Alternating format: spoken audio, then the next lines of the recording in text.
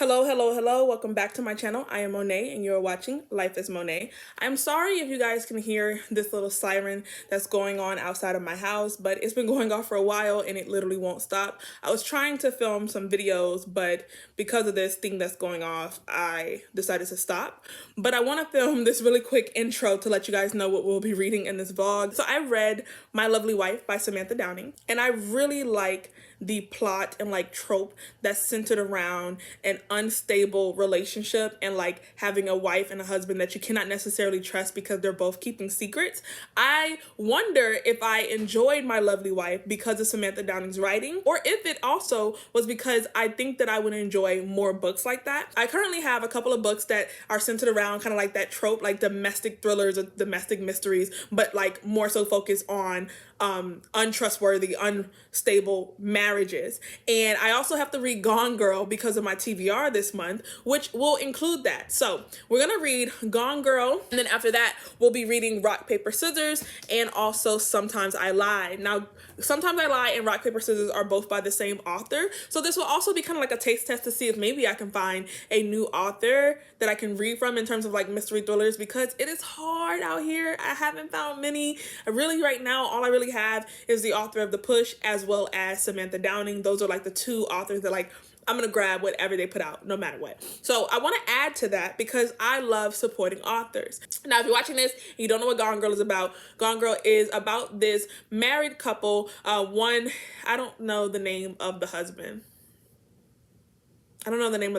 The husband's wife is named Amy, and Amy goes missing. And as there is this whole thing of like media coverage and people trying to find her and locate her, they're starting to question the husband because he is acting very peculiar and he doesn't seem to be as distraught as a husband should be when their wife is going missing. And I've heard that the more that you learn about like the status of their relationship as well as the husband and the secrets that he's been keeping, things start to unravel and he becomes the main suspect in her disappearance. This is also a movie, so I'll probably watch the movie during this vlog just because it's the perfect time for me to kill two birds with one stone. And then we have Sometimes I Lie. This is about a woman, I think her name is Amber. Amber is in a coma, and it's kind of like a conscious coma where she cannot move or talk or like communicate with anyone. She's just laying there, but her brain is actively working. And so she's listening to everything around her, and she's hearing conversations between her sister and her husband,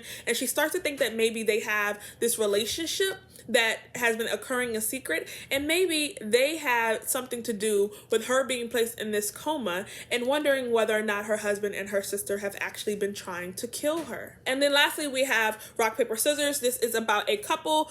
The husband is Adam and the wife is Amelia. They've been having some problems lately in their marriage, and their marriage counselor suggests that they go on like this trip to this cabin that's like in Scotland, and it's like super remote, middle of nowhere, super snowy. And as they're here, they're supposed to be working on their marriage, but they both seem to have secretive ultimatums, and maybe one person might not make it back home from this trip. The husband in this book has been diagnosed with facial blindness, and so he cannot recognize the face of anyone or distinguish the faces of anyone. So he does not recognize his own face, he does not recognize his wife's face or anyone that he interacts with, or like his family. He cannot, like if he was to have kids, he would not be able to distinguish their faces. And I wonder if that's going to play a part in the plot and like the twist of this book when we have a character who literally would not be able to point out his wife in a crowd or wouldn't even recognize a picture of himself.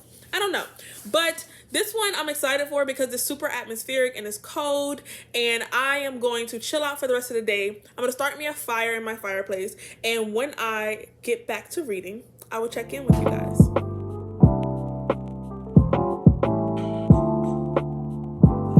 To Gone Girl off and on all day today, and I just reached the 35% mark in the book, so I thought it was the perfect time to come and do a check-in with you guys.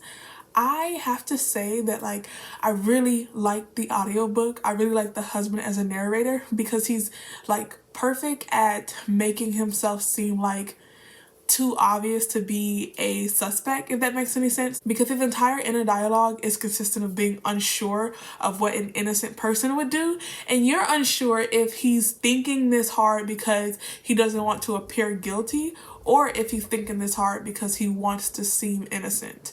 And so in that way, you don't actually really trust his perspective, but I'm really enjoying experiencing the downward trend in their relationship, because we have the perspective of the wife, which is actually pretty cool, because in My Lovely Wife, while I did enjoy following the husband, and I felt like the husband in My Lovely Wife was perfectly naive, in this book we do have a husband that seems to be very naive, but more so like he hasn't been paying attention and he's kind of just been going through life kind of foggy and hazy, and now everyone's expecting him to just know all these things about his wife, which is Amy, who's missing.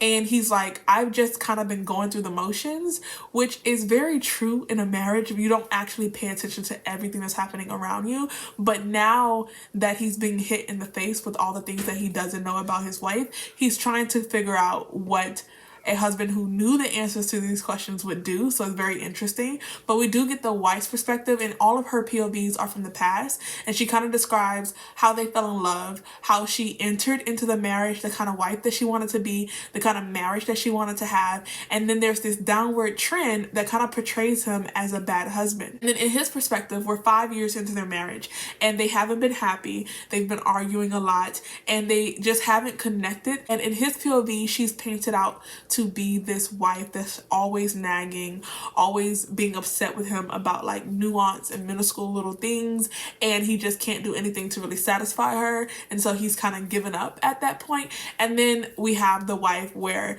she started off doing everything happy and energetic and just loving, and then it was just one disappointment after the other in terms of her husband. So I don't actually know who to trust, and I have to say that I really enjoy the way that this book is being written. There is this aspect of her giving him a scavenger hunt every year for their anniversary, and I don't know if like it's some type of allegory that her name is Amy and like we're literally seeking Amy, but I'm wondering, like, one of my theories is that she orchestrated this entire disappearance to force him, I don't know, to really pay attention or to figure out how to find her, how to find his way back to her. I don't know.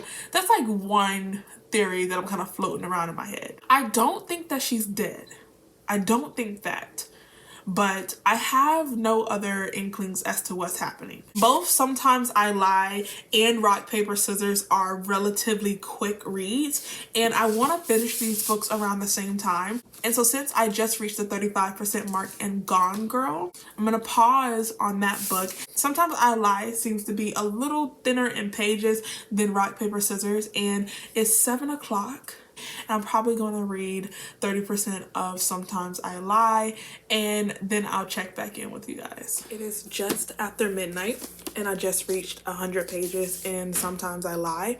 This one is starting out to be very interesting because it's very character driven and character focused. And because of the way that the story is being told, I don't see that it's going to be from everyone because it's not very action packed. We have 3 different timelines where we're following someone that we're assuming is our main character as a child.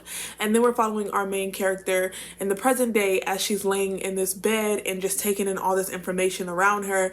And we're very suspicious of everyone that she's interacting with, but you're also kind of very suspicious of her as well. And then you have like a couple days before the accident, which turns out to be a car accident that has put her in this coma, but she's very conscious during this coma. So she can hear everything. She just cannot control her body movement. So she can't open her eyes. She can't talk. She can't move. I have to say that I'm surprised that I am enjoying this story because it's nothing but collecting information. Like, it's very much just a mystery right now, and I just feel like I'm consuming all of the facts. And the book is only 250 pages, and so you would expect things to take off at a pretty quick rate, but even being 100 pages in, the plot hasn't really taken off yet, and I'm not upset. I actually kind of like that, because I know that it's not going to feel overly drawn out, because I mean 250 pages is almost a novella. Really, you can count that as a novella because it is so short. And after reading 100 pages, it's making me feel like everything is going to really take off towards the end of this book, and I find myself anticipating that and really looking forward to it. I am pleasantly surprised that the prose is so good in this book, because I've been reading like thrillers and mysteries all year, and there's a certain type of mechanics that authors typically stick to make you more engaged in the story and the plot and what's happening. In this book, this is the type of writing that I would expect in almost like a fantasy story, by the way that things are like super described, super descriptive, and the inner dialogue is very descriptive, but we're using those techniques to tell like a mystery thriller. And the relationship between her and her husband is an interesting one, because she feels like her husband doesn't really love her anymore. But unlike the other marriage thrillers that I've been reading, where both the husband and the wife understand that their relationship is kind of like in this tumultuous period, and we're following both of them as they like pivot the blame back from one another. Even though we don't get the husband's POV, this book is told solely from Amber's point of view, as far as I know.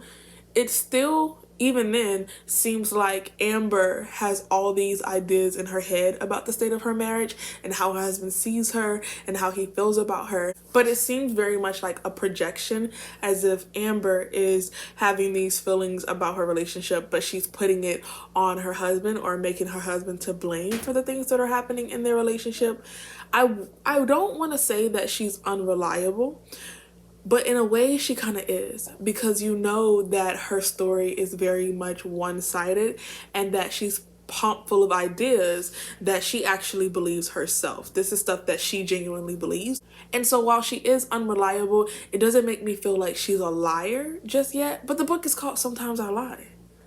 So maybe we're just at this point where everything is so obviously not true, or so obviously not the full story, that you know that. And I find myself being very patient as the story is being told. I actually have no theory, because the way the story is told, I find myself refraining from really blaming anyone or really suspecting anyone at this point.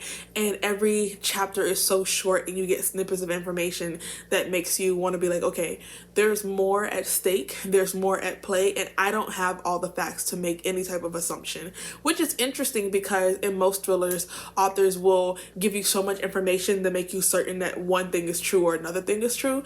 The way that the story is being told, you know that you don't have all the facts, and so you just patiently wait. And again, I don't think that this is going to be for everyone, but I like it. Like, it feels like it's for me. And to think that I was nervous about reading a book where a woman is just lying in the bed and she can't move and she can't talk. Especially because I read The Woman in the Window, and that's really just us following this one woman as she's locked in her house, and she's just being a peeping Tom looking out her window, so we only get her perspective. And she's actually interacting with people, and I still felt like the book was overly drawn out. In this book, even though it's half the size, we have one character who's not interacting with anyone at all, technically, in the present timeline. But I have more patience for how the story is being told. I know that that might make me a little biased because I'm so comforted by the writing style, but that's making me so much more interested in how I'm going to feel about Rock, Paper, Scissors, because it is the same author. I'm even more excited because, as I just stated with Sometimes I Lie, the prose provides a very descriptive language, and I know that this book is set in like a winter setting. They're in a cabin in like Scotland, I believe. Yeah, so I am hoping that this gives off very much atmospheric vibes, because I've seen from the writing in Sometimes I Lie that she can really put you in a story and make you feel like you are there. So that's really making me look forward to this book being atmospheric. I would be disappointed if it wasn't, if I'm gonna be honest with you. I'm not that tired, but I do have a couple of things that I want to do tomorrow on Saturday, and I need to fix my hair because it is a mess. I'm going to read a little bit of this book until I fall asleep, because I'm still very much in a reading mood, and I almost want to compulsively read Sometimes I Lie. But for the sake of this vlog, we're gonna move on to Rock, Paper, Scissors.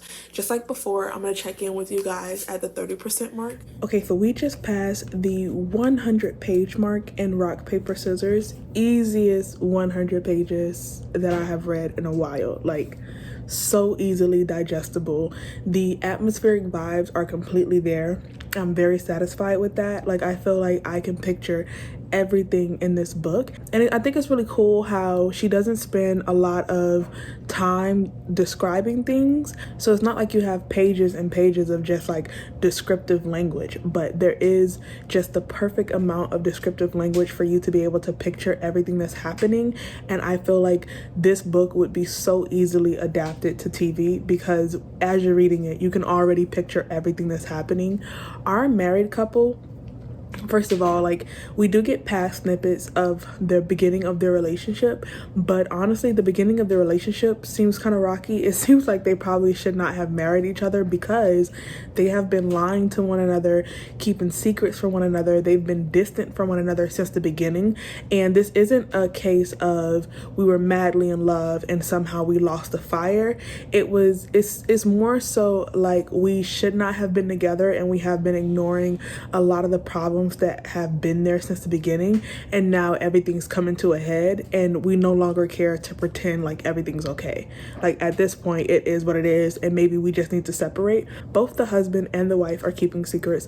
Both the husband and the wife are very like ominous and mysterious in their plans for this getaway for the weekend, and the entire setup of the book is very eerie, very ominous again. And it's much more different from Sometimes I Lie because that one is so much more like mystery. This one is definitely filled with suspense. The suspense in this book is like palpable and is so thick that you could like cut it with a knife. That is how much suspense we have in this book. And again, I still don't feel like this book is going to be for everyone because we do have a huge sense of character focus, just like we do with Sometimes I Lie. And I've just learned that this just may be the way that the author writes her books, and I'm enjoying it. I feel like if you were ever going to read from her, this would be a great place to start because this book is a little bit more gripping and intense than Sometimes I Lie, but it's still very character focused, and you do get both perspectives from both the husband and the wife. So I will say that I feel like if you try this book and it's not necessarily for you and you don't like her writing techniques, I don't know if I would suggest trying Sometimes I Lie. But I am enjoying both books, and it's making me want to go back and read her past work to see if maybe she's going to be like an auto-buy author for me, because I'm enjoying everything that I've read so far. I also feel like this is a book where if you do try it and you do enjoy it, easily you can read it in one sitting. Like 290 pages, like it is 290 pages, so it's very short, but those 100 pages flew by, and I literally feel like I could sit up all night and read this book in one sitting. Like, it's the perfect book to like take on the road with you, or to like read while you're out and like on a train ride. Like, it's the perfect book to kind of immerse yourself into a story where you can just forget about everything that's surrounding you and just let the book take you away for the full 290 pages. And I genuinely think that you will have a good time. Now, these are very strong feelings to have in the first 100 pages of this book, but I really feel like this is going to be a 5-star read as long as the ending holds up. Also, with Sometimes I Lie, I said that I feel like the book was really short for how slow she took off. That is also the same in here. We do get more interesting discoveries, but for the book to be only 290 pages, we are still going very slow. And I'm interested to see how the takeoff process is going to be for both books, because the book is so short for us to have started off so very slow, especially in comparison to like Gone Girl, My Lovely Wife, The Silent Patient. All of those are books that are centered around a unstable marriage. Those descended into chaos much faster, and again, this one is doing a little faster compared to Sometimes I Lie, but definitely not as fast as the other books that share these tropes and story plots. So very interesting. I'm gonna force myself to put this book down and go to bed, and in the morning we're going back to the audio of Gone Girl. I don't have the audio for Rock Paper Scissors, but I am interested to see how the audio would be, because I feel like if they had a good narrator, this would be an amazing book to listen to on audio, just like with Gone Girl. I would not be shocked if this got adaptation rights, because it is the perfect book to movie, book to adaptation type of novel. So it's 1 o'clock in the afternoon, and I have quite the update for you guys. First, I definitely woke up super early this morning and I was just laying in bed and I'm like, you know what? I kind of want to read Rock, Paper, Scissors. And boom, another 125 pages. So I am now 225 pages out of 290. I have less than 75 pages of Rock, Paper, Scissors to go.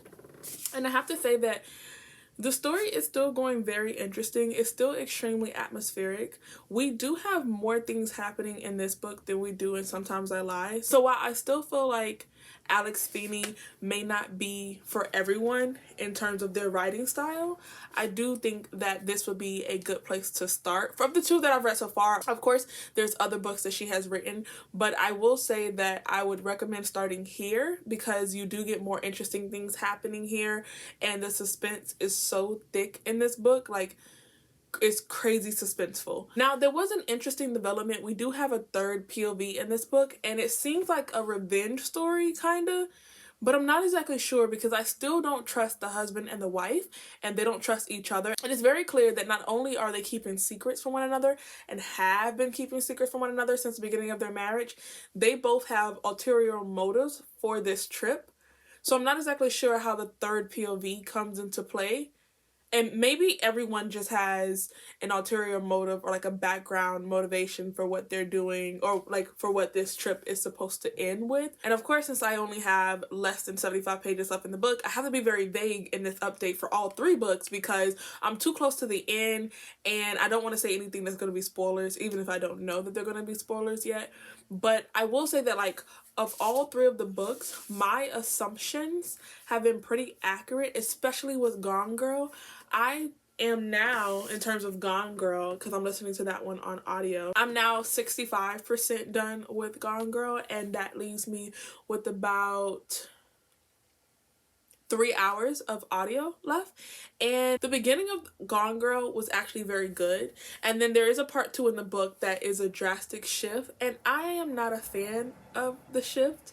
I feel like before part 2, when we had like this huge buildup of where Amy could possibly be and if her husband was a suspect or not, that part of the book was really good and really intriguing. And I almost feel like it's fallen flat for part 2. Like the buildup was too much and the part 2 reveal was kind of underwhelming. And so when I got to about 17% into the book, I texted Chanel because Chanel read this book and gave it 5 stars. I texted Chanel a theory that I had, but now I've discovered that my theory was actually true. And I hate that this happens to me because whenever I read mysteries and thrillers, I can always guess where the plot is going.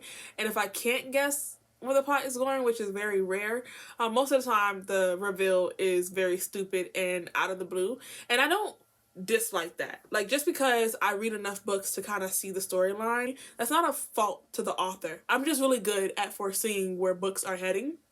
And that's probably why I don't read as many thrillers and mysteries as possible, because I feel like this is a genre where once you've seen a plot play out once or twice, it's very easy for you to guess where a story is going, especially in thrillers and like suspenseful mysteries. I do enjoy psychological thrillers because that one is a little harder for me to gauge what's happening.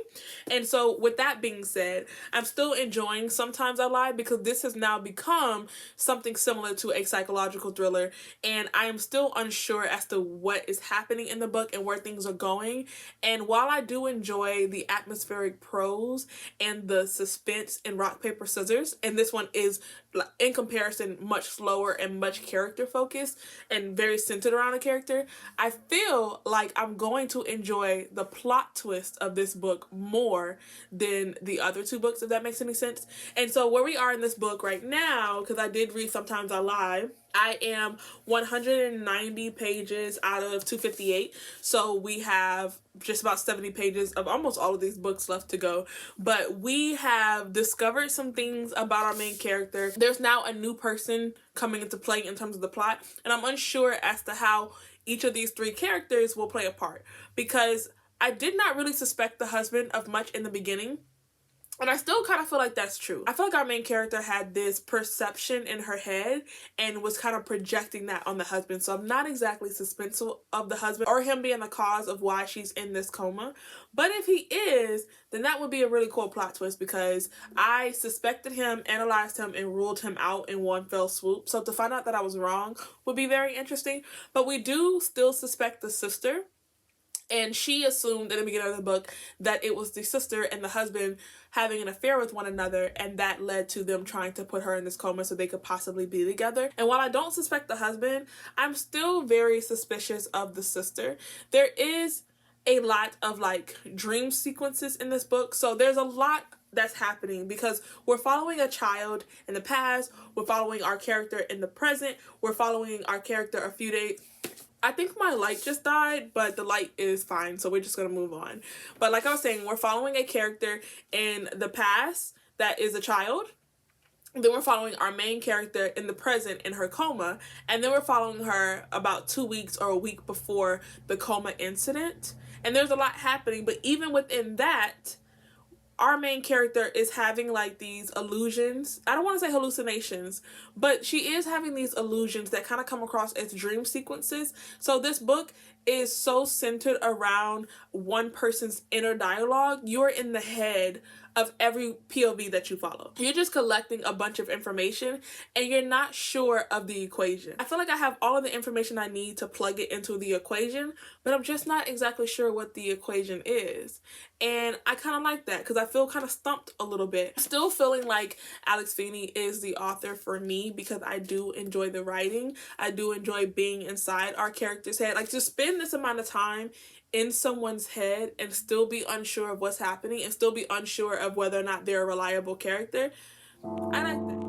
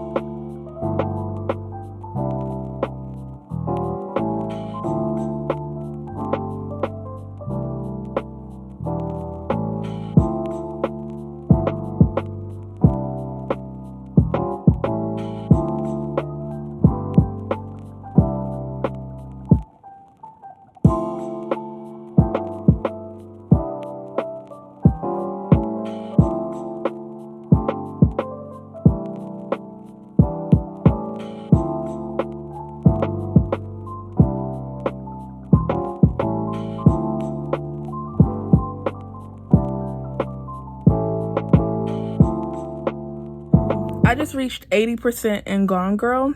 Part 2 really ruined this book. I actually don't like Amy at all. And something about the story just isn't working for me. I started off listening to this book at 2x speed. And then we got to part 2 and it was getting kind of stupid. So I was just like, this must just be a rough part of the book. So I kicked it up to 2.25. And then we discovered more stuff about Amy and how stupid she is. So I kicked it up to 2.65. Now I'm at 3 times the speed. And it honestly just still isn't going fast enough for me. I want this book to be over. I really think that like she ruined the book with this second part. I'm going to be very disappointed if the big reveal is what I guessed at 18% and that there's nothing else left of this book, because then it just feels like a waste of my time. I think that if you've never read a book with this trope before, you will enjoy it. And also, if you don't guess the twist, you would enjoy it. I don't think that it's a bad book. I just think that a lot of the mechanics used to tell the story wasn't done properly. Like, there just doesn't seem to be any type of synchronicity to the book. And so because this book is so similar to My Lovely Wife, I was sitting here doing a comparison, trying to figure out what it is in My Lovely Wife that worked for me that isn't working for me in Gone Girl. And I feel like Samantha Downing does a really good job of making her characters a caricature of real characters. But in this book, I think that the author wanted you to take the characters seriously. And it's really hard to do that because of how, like, silly they are. Like, the characters are just extremely silly and stupid and naive. And, like, even comparing Amy to Millicent had, like, an entire plan that she was working towards the entire time, just like Amy. But, like, she did it right in front of her husband's nose, just like Amy, and was still cooking dinner. You know what I'm saying? Was still putting that thing out, and, like, literally held his hand as she was going through the motions of doing, I don't want to spoil the book, but, like, Millicent just did it. Like, it was an open and shut case. And Millicent consistently kept the same IQ level throughout the whole book.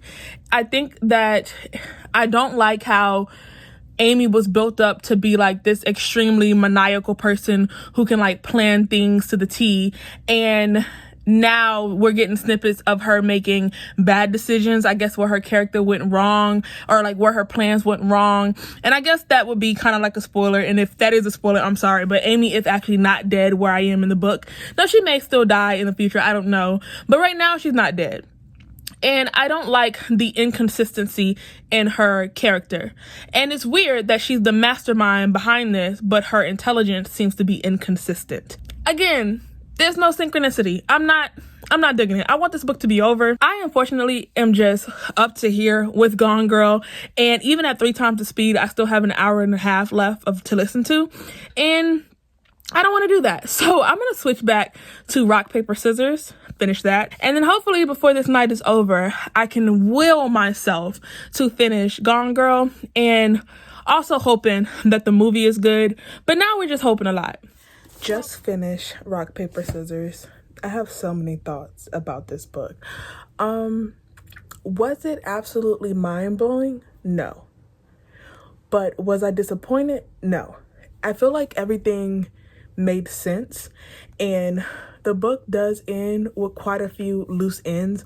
You don't exactly know who to trust, and where we end, it's a very open ending because nothing was actually fixed. Nothing was actually resolved. We open this book with 2 people who are in a relationship that they probably shouldn't be in. And they've been pretending and just coping and just ignoring all of the problems that they've had. And things come to a head, but then they go back to normal. And back to normal for them is pretending that things are okay when they're not. I think that there is a high level of codependency in this relationship, but I also think that we're dealing with 3 sociopaths, which is a very interesting storyline when we have 3 completely unstable characters in a way that they know that they're wrong. They know that their thought process is a little off, but they don't seem to care. I do feel like still, once I finish Sometimes I Lie, I'm going to enjoy that twist a little more, but everything made sense. Everything clicked into place. And even though we end with a few loose ends, I feel like those loose ends were purposely put there. I think the author purposely designed every loose end in this book. But when I look back on the entire story, I feel satisfied. I feel like in these 290 pages, we have a complete story. Everything made sense. I don't look back and be like, okay, this didn't make sense, or this was stupid, or this was illogical. When we take into account the prose, the atmosphere, how much I enjoyed the writing, and how it just felt like a compulsive read, because I literally started this book last night and it is 5:00 today and I have finished it. Now, it's only 290 pages, so it's not a lot, but for someone who was actively reading 2 other books, so 3 books at the same time, I think that that is kind of like a fast reading place, because it was easy to submerge myself into this novel. And I started Gone Girl first, I started Sometimes I Lie second, and then I started this last before I went to sleep. Yet today, it is the first book that I have finished. So I'm back. It is 7:24. I have thankfully finished Gone Girl. 2 stars. This book is going to get 2 stars for me. Now, I have many thoughts about this book. I feel like if you are someone who doesn't necessarily read thrillers, especially like domestic thrillers, you would really enjoy this book. If this is your first time seeing like the crazy wife or like unstable marriage trope or like extreme character trope, I think that you would enjoy this book. Or if you've seen the trope but haven't seen it done right or on this level, then I think you would enjoy it too. Also, if you are going into this with no expectations, you're not a critical reader, you're not a book reviewer, you're like a casual reader, I do think that you would enjoy this book. This book depends on a heavy amount of suspended disbelief on behalf of the reader, because we're supposed to believe that Amy is so much of a mastermind that she can plan out and plot these conspiracies that form an open and shut case, no loose ends, no plot holes. She can be the judge, jury, and executioner of anyone that she sets her eyes on or like decides to target. Yet the entire book, she is very capricious, unreliable, and unstable. Her mood changes more than a tornado. And so you have to suspend your disbelief that this person who changes her emotions every 4 to 5 minutes can somehow consistently feel the same way to plan out this entire plot over a year. And then we watch her do it again under like a crunch in like a short amount of time. And she's supposed to be this character that thinks everything through and has a backup for her backup, a plan A through Z, subsection 1 through 4 for each letter. But somehow is also still very much a woman, still very much emotional, still very much deranged. It's not serving what it's supposed to serve. Like, if she was portrayed as a sociopath, I feel like I could get behind it. You know what I'm saying? I could believe it. If she was very much a you did this to yourself, you forced my hand kind of person, I could get behind that. But that wasn't what she was. It was more of a look at me, I'm amazing. You aren't celebrating my amazingness. And so now I must teach you a lesson. But then you say all the stuff that I want to hear about how amazing I am. All is well, I forgive you. She was given little girl on the playground, and little girl in the playground at recess that pushes people down the swings. They don't plot and plan such a mastermind of a plan. Like, they don't plot and plan such a masterful or like execute such a plan in a masterful way. I would imagine, like, I feel like I would believe it more if she was capricious and unstable and reacted as such. Like, if we're dealing with the person that like went through the mood swings, maybe she was a little bipolar, or you know what I'm saying, couldn't really rely on her emotions, and she reacted all of a sudden and then she had to backtrack a lot of things, I would believe that. But I don't believe that she so easily backtracked something she spent over a year planning, only to halfway backtrack it and always leave a back door to whatever plan that she was pursuing at the time. The book depends on the reader suspending their disbelief. I will say that the book is, especially towards the end, very drama filled, very juicy, very chaotic. It was given, you know what I'm saying, it was given in that department of like dramatic, crazy, chaotic, psychotic people. However, again, if you've read these types of books where you have extremely overzealous characters, there are better books out there for you to enjoy. She wants you to take her character serious. Now, if she was doing like a commentary, allegory, or you know what I'm saying, like it was supposed to be humorous and like just entertaining, I feel like I could get behind that as well. But that wasn't the intentions here. You know what I'm saying? If we're looking at the intention of the author or like the mood or the tone that the author set, let's take it back to like AP literature days. This wasn't given. It wasn't given. So 2 stars. I am going to try Sharp Objects But I almost feel like I just want to give this author a break for a little bit. So no promises on if we'll even read that book. Like, that might have to be in the future. But I'm in the mood to watch the Gone Girl movie, and just to do a comparison to see if the movie is better. And I hope that they make Amy's character much more believable in the movie. I have officially finished all 3 books for this vlog. This was a very interesting experiment. I feel like I learned a lot about 2 authors, as well as my taste and what I prefer in mystery thriller settings, as well as if I enjoy the trope that is centered around a chaotic or unstable marriage. And I'm really glad that I did this experiment all together. So first things first, the movie for Gone Girl was actually like decent. I had no problems with it. I actually feel like Amy's character was a little bit more believable because they made her less emotional in the movie. So I understand the decision the screenwriters made to do that, because I feel like that was a part of like me not really believing her character journey, because in the book she just seems more a little unhinged, but not so much in an emotional way, but in so much of like having almost like a god complex or the need to teach someone a lesson. However, I did not necessarily care for the shift in their relationship. In the book, the author spends a heavy amount of time trying to build up their past and how they fell in love and how they got to know each other.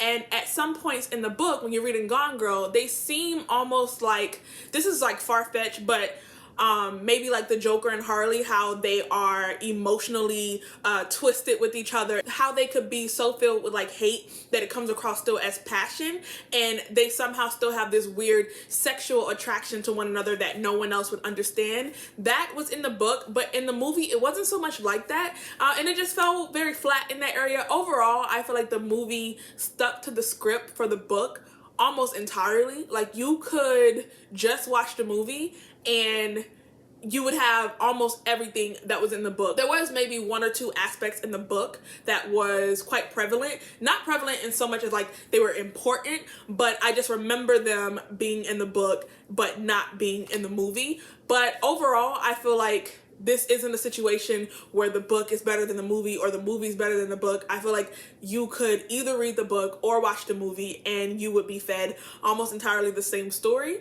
I did mention earlier in this vlog that I thought about reading Sharp Objects, but I decided not to read it for this video because I am a little bit behind on my TBR. I have some other projects that I'm doing, and I have another kind of mystery thriller vlog that I'm planning to do because it is still the winter season, and I love the atmospheric vibes so much in Rock, Paper, Scissors that it inspired me to read more mystery thrillers set in almost like a code setting, and Sharp Objects doesn't fit that as well, but I decided to put that in that video so that I could just build up that TBR. So if you're looking forward to my opinions on Sharp Objects, I'm sorry that you didn't get it in this video, but it will be coming soon because I do want to give this author one more chance. I did not have a problem with the writing, so I don't think that it was necessarily her. I just don't like how the story unfolded, and like, it just, again, I am not someone who can really suspend my disbelief to that high of an amount. I've already shared my opinions on Rock, Paper, Scissors throughout this vlog, and they pretty much remain the same, but I did finish Sometimes I Lie, and I have not given you guys my full thoughts about that. I did mention earlier that I thought that I was going to enjoy the twist in this one a little more, and I was right. I did enjoy the twist in this book a little more, and I also said that I was having a hard time predicting where the story was going, and by the end I understood why, because the ending of this one is so twisted and tangled and like intertwined that a lot of the readers, when you finish this book, I imagine that you would be confused. I still don't feel like this is the book for everyone, but I do feel like this book is extremely well written. It is a book that will confuse you. Like, when I finished, I was just like, wait, so what's happening? I was not so much confused, I was just unsure of whether or not I had the right takeaway from the story. And so I went to go Google it, and I was shocked at like how many forums on Goodreads and just Reddit and like how many websites was consistent, and like even book blogs were consistent of people trying to explain the ending of this book. So I think that it's the general consensus that everyone was stumped by the end of this book, and I love that. I really ate that up because I was just like, I'm usually pretty good at predicting where a story is going, and I don't know about this one. Like, I'm unsure, and I still had the same feeling throughout the end. I feel like this is a book that's going to live rent-free in my head even after the ending, because I'm going to always be like, am I even right? I was right and I was wrong. I was spot on and I was far off. A lot of my predictions were true but also untrue, and I think that that is a talent for you to do that in a book and do it to everyone. Like, everyone had almost the same experience, where even when I was looking at the reviews, people were just like, I don't understand the ending. It got really confusing. It made no sense. I don't think that it made no sense. Again, like with Rock, Paper, Scissors, I was not overly floored with the twist, but the twist made sense for the story that she was telling. It was consistent, and I really appreciated that. The twist in this one made sense. It was consistent with the story she was telling. And this one, even though it was like centered around this marriage that was kind of like unstable, really made no sense, it ended up being a little bit more of like The Good Sister, if you read that book. However, in The Good Sister, it is clear that there's one good sister and one bad sister. In this one, not so much. I'm still unsure as to who the real villain is. I'm still unsure as to who, I'm unsure as to a lot of things. Like, we got multiple villains in this book, and sometimes at some points I even thought that our main character was also a villain too. And the husband, we never got a clear understanding of the husband. All three husbands in these books were really crappy, but I have to say that Alice Feeney in both Rock, Paper, Scissors and Sometimes I Lie, the husband is like such a complex and like peculiar character, and I really enjoyed that in Rock, Paper, Scissors. We got to follow the husband's perspective, but in this book you don't get the husband's perspective, and you end the book unsure as to like how much he really knew. Was he just pretending to be ignorant, or was he not pretending to, like, how much are you pretending to not know?